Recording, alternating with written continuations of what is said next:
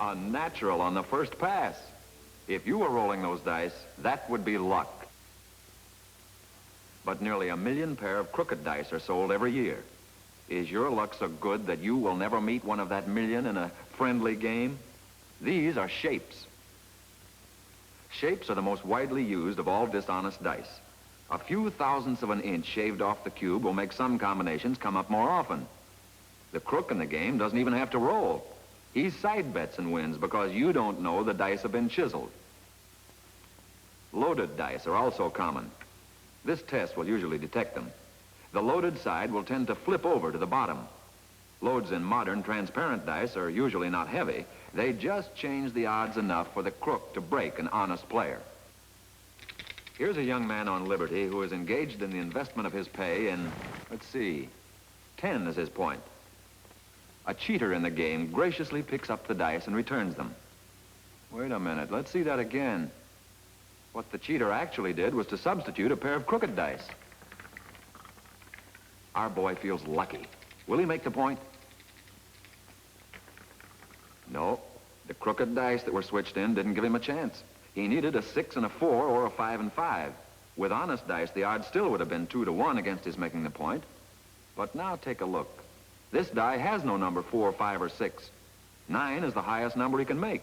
So, a switch he didn't see, no 10, no luck. Cards, particularly in fast money games, give the cheater even more opportunity than dice.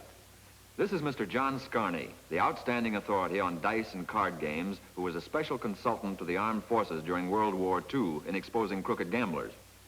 Mr. Scarne himself never gambles, so you won't meet him personally across a card table. But we have asked him to use his experience and skill to demonstrate and expose some of the tricks which professional and amateur cheaters use successfully.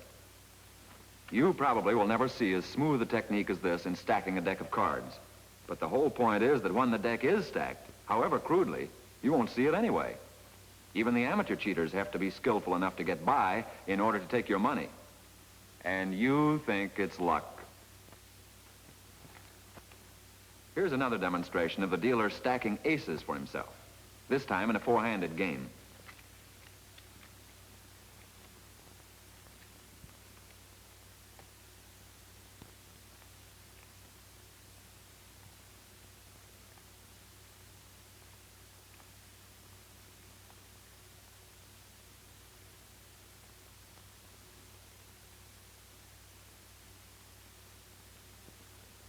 Now the same demonstration, only with the aces turned face up, so you can plainly see.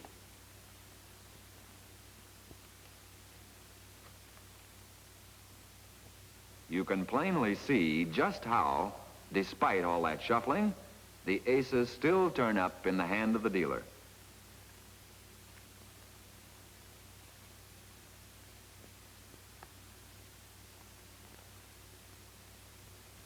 And here's a deal from the bottom of the deck.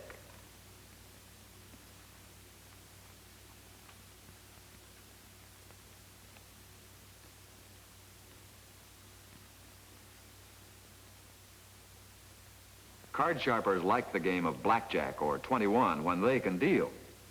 Mr. Scarne will show one of the several ways a professional can make sure most of the money stays with the dealer. The player has a total of 10. Good start for blackjack. Dealer's cards aren't too good. 5 down and 9 up. He's ready to draw, hoping for an ace. A picture card counting 10 gives the player a total of 20. He'll stand. As for dealer, he has to draw to his 14. So, add a 7, total 21, dealer wins. How is that done? Well, Mr. Scarne used what's called the cheater's grip. Notice how his left hand grips the deck. A dealer who holds the cards this way is not necessarily going to cheat, but he is in a position to do so, and there's no other reason which requires this grip. He'll deal the blackjack hands again. With the cheater's grip, he can control the top card and either deal it or keep it for himself. Now he takes a peek at the top card of the deck. It's the 7, which he wants. So he deals the second card at the critical point and wins with the 7, making 21. Here is a quick demonstration of second dealing.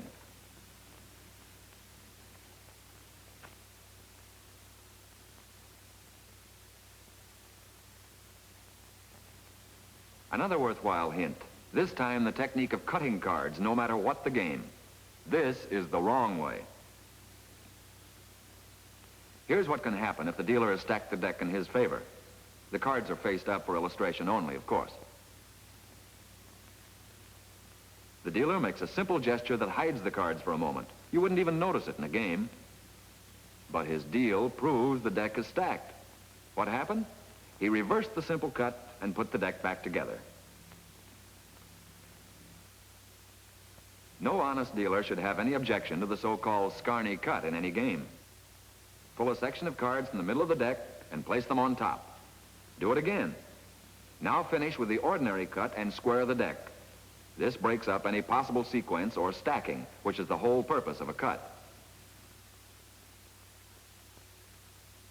In most card games, even bridge, and particularly in poker, the average player can be cheated by means of hand signals which he doesn't realize are being used against him. Here's a draw poker game. Mr. Scarne will represent a crooked dealer. Cards have been drawn and the men are ready to bet their hands.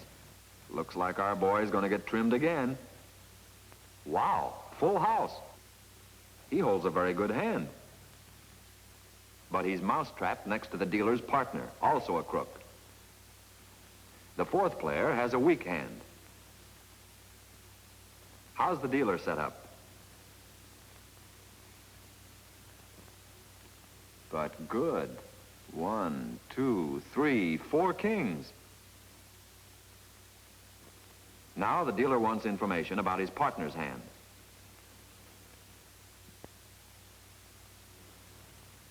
And he gets it. Those 3 fingers casually draped over the 4th stack of chips tell the dealer that his partner holds 3 jacks. Over the 1st stack would have meant aces, 2nd, kings, 3rd, queens. The average player doesn't realize how often signals like this are used.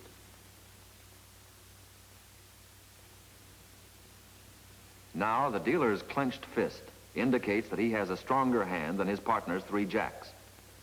The victim opens the betting. Partner goes along. 4th player drops out. Dealer, having the powerhouse hand, raises.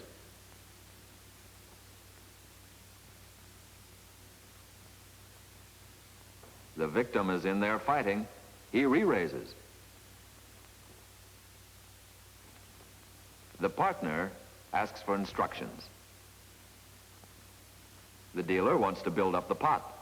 There's the signal for a re-raise. Partner re-raises. This gives the dealer a chance to raise again, making the pot worthwhile.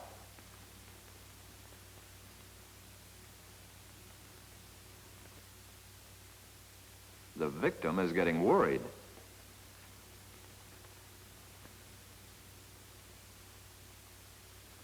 Dealer signals his partner to get out of the play.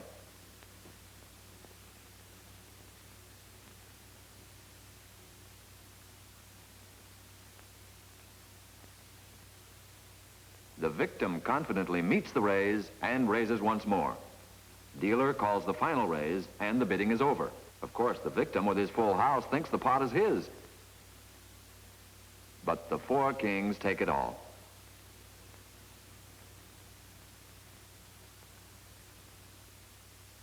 The victim thinks he played well and was just unlucky.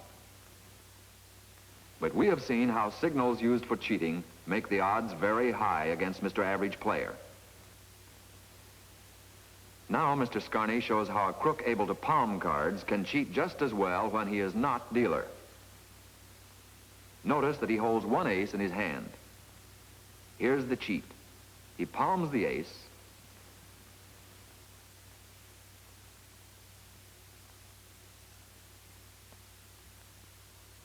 and places it in the crease of his knee, hiding it for future use.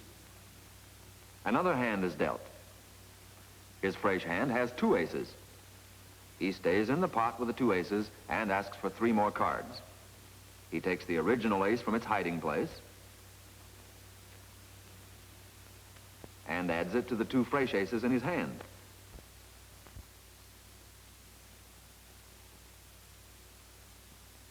Then another palming move. He puts the 6th card with the other discards and now holds only the regulation 5. In any kind of card game, watch the player who keeps his palms flat down and his fingers close together. He may be palming.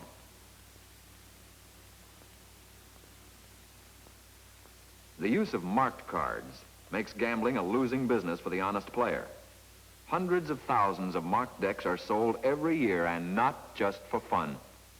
Sometimes marked cards can be detected by riffling the backs and watching the pattern change.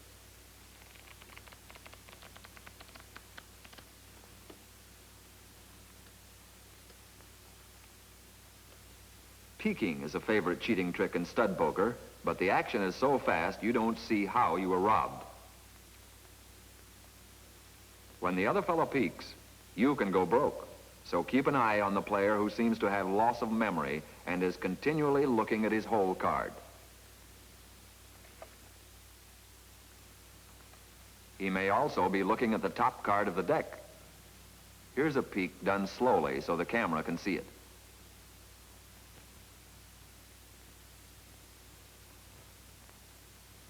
How about Rummy? Now there's an honest game.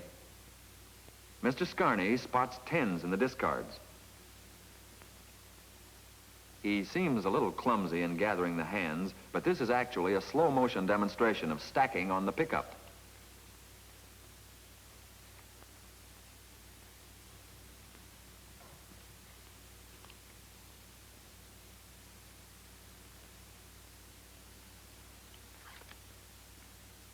The 10s are separated by 3 cards.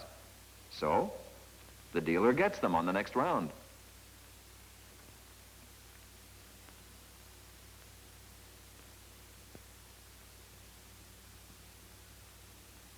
No matter what the game, when the cards are offered for cutting, always cut them, and remember the Scarne cut. A section out of the middle, place it on top, then better do it again, then a straight cut, and square the deck.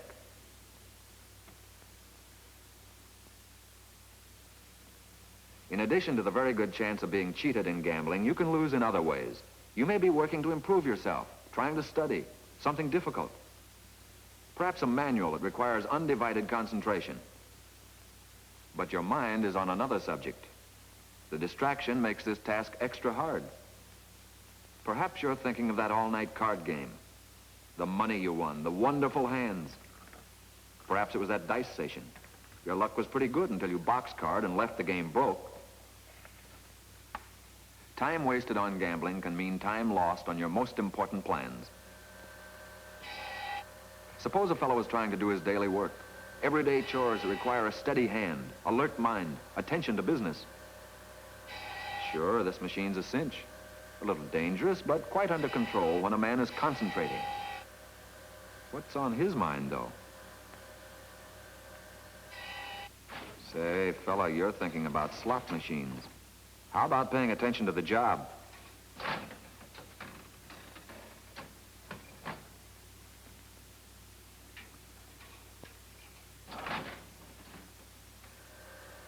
He can't say we didn't warn him. A split second of wandering thought. Watch it. We might think it's fun to let gambling mean so much, but this man could have been minus a good left hand and no fooling. Believe it or not, the loss can be much more serious. You can lose money, time meant for study, efficiency at your work. But here's a young fellow who lost something very dear, his self-respect. It seems it had been a gambling session, and he not only lost his ready cash, but still owed money he couldn't pay. Then something happened.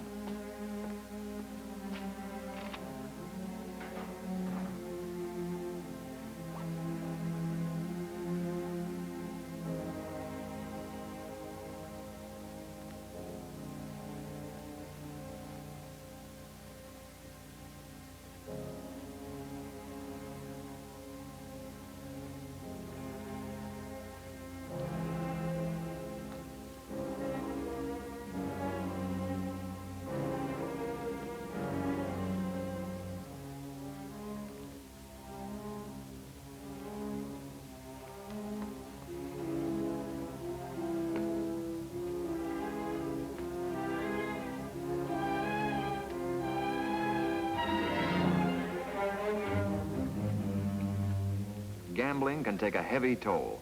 Money, valuable time, decency, and friends. A little innocent gambling. It's supposed to be fun, but one loses in many ways, and much more can be lost than can be gained. Here's something else. Gambling is a business. Nationally, it's a big, dirty business. You can get the gambling fever, and that can wreck more than your pocketbook. All forms of commercial gambling have built-in odds against you that favor the operator. Whether you see it or not, there's always a kitty, and you contribute. Take roulette. Play the red or black and get even odds? No. On the average, once every 19 rolls, the green 0 or double 0 will take all the chips.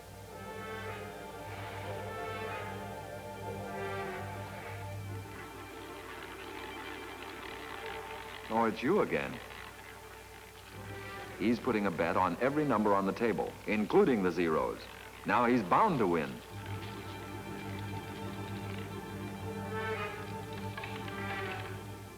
He does win on number 9.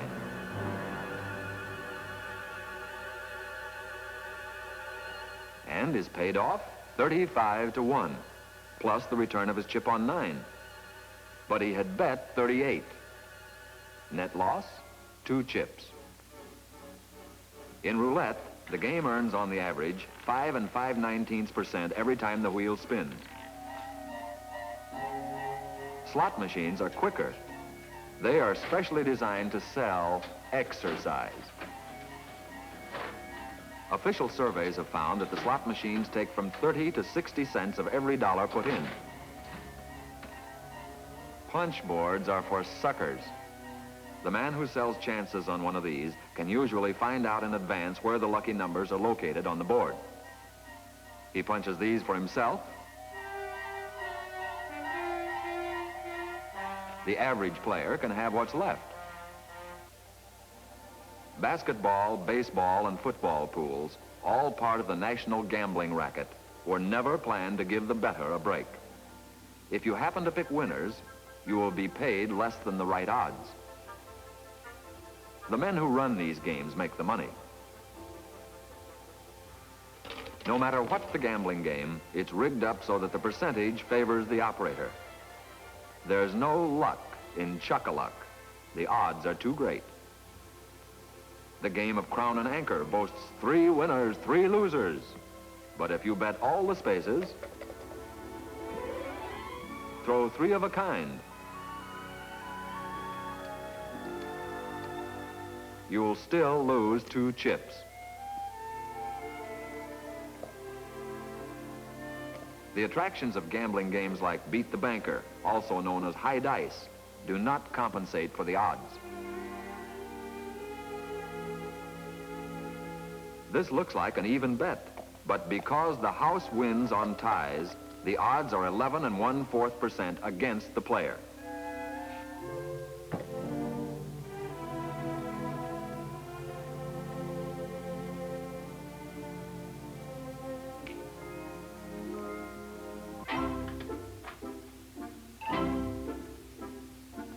Hey, what are you doing? You've tried everything. Going to work it out for yourself?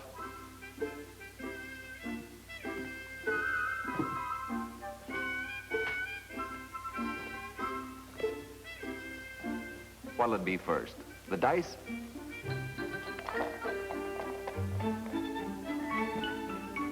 Oh, that's too bad. By this time, you should have learned your lesson. Well, he's still at it. Some people never learn. In gambling, there's just no future.